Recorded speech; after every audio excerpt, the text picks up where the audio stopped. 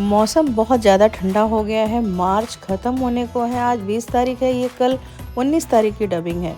ये हमेशा होता आया है कि जब भी मैं गर्म कपड़े उठा करके रख देती हूँ, फिर से ठंड लौट आती है। और अब इतनी ठंड हो गई है कि पंखा बंद करना पड़ रहा है। तो आज है नवरात्रि का पहला दिन। घर साफ़ हो चुका है। सुबह ही काम वाली आके काम करके जा चुकी हुई है।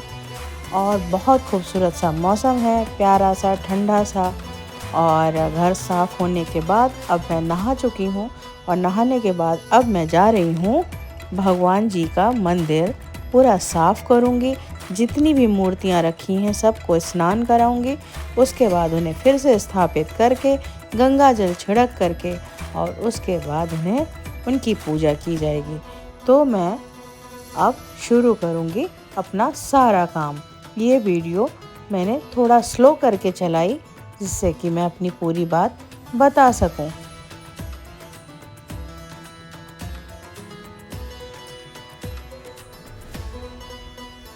थालियों में भर के सारी मूर्तियां ला के मैंने यहाँ रख ली हैं। और इन्हें रखने के बाद मैं सारी मूर्तियों को नल के नीचे स्नान कराऊंगी। स्नान कराने के बाद इन्हें अच्छे से सुखा के पोंछ के फिर से मंदिर में स्थापित कर दूंगी।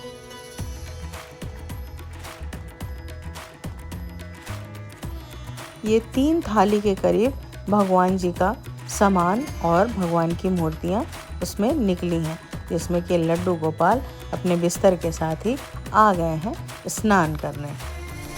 मैंने सारी मूर्तियों को स्थापित कर दिया और कृष्णा से कहा कि तुम पहले पूजा कर लो, क्योंकि उसको जाना था कॉलेज और मुझे बनाना था उनके लिए फलाहार कृष्णा के लिए। तो मैं पूजा बीच में छोड़ करके चली गई फलाहार बनाने। कृष्णा से कहा कि तुम पूजा कर लो। उसने पूजा किया, मुझे भी टीका लगाया और लगाने के बाद उसने जो मैंने कहा टीका लगा के और भगवान को फूल चढ़ा के कुछ मीठा खिला के और हाथ जोड़ लो, उनसे अपने घर के परिवार के लिए प्रार्थना कर लो और भूल चूक की क्षमा याचना कर लो। ऐसा उसने किया और उसके बाद मैं जा रही हूँ अब फलाहार बनाऊंगी, जिससे कि कृष्णा कुछ खा के जा सके, क्योंकि हमारे बच्चों का भी व्रत है। और हमारे बच्चे और हमारा पूरा परिवार, इनके पापा भी शुरू से ही व्रत रखते रहे।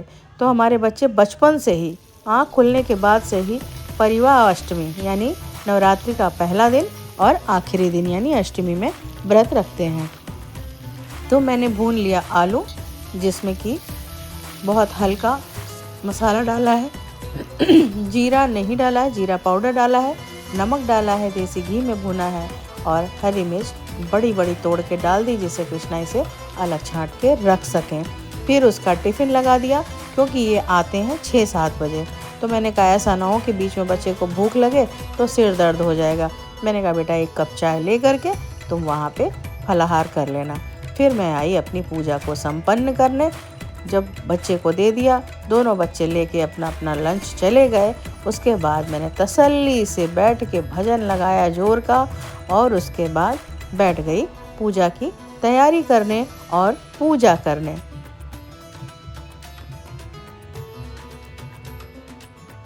मौसम बहुत सुंदर है। फूल आज इत्तेफाक से कई खिले हुए थे। ये सब माता रानी की कृपा है कि लाल फूल की आवश्यकता होती है और हमारे गुड़हल में भी आज फूल निकल आया बड़े दिन बाद।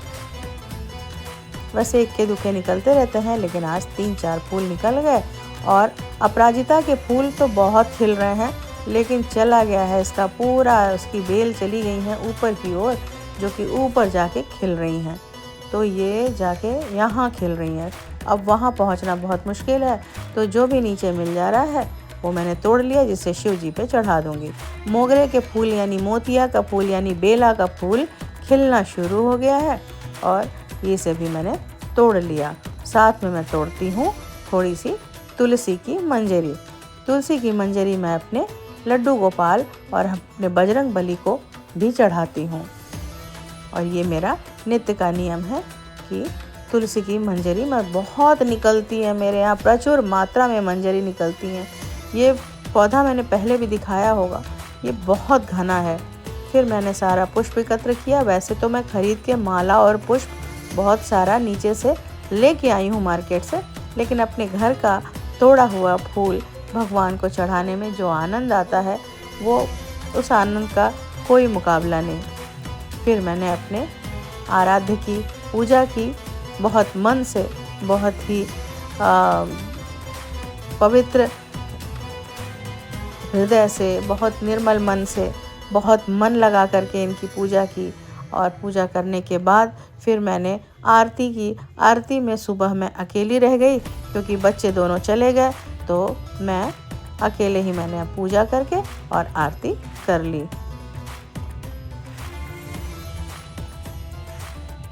ये जो नवरात्रि का व्रत है, ये जो 9 दिन होते हैं, ये इतने अत्यंत मन को सुख देने वाले होते हैं। इतनी शांति होती है हृदय में, इतना सुकून होता है, इतनी पवित्रता होती है, वातावरण में इतना एक पॉजिटिव वाइब होती है कि बस पूछिए मत। और उसके बाद ये जो नवरात्रि का समापन होता है, उसके बाद बड़े बोरिंग दिन आ जाते हैं। फिर मैं आई अपनी बालकनी में, अपने शिवालय में भी मैंने पूजा किया, तुलसी माँ की पूजा की और शिव जी की भी पूजा की।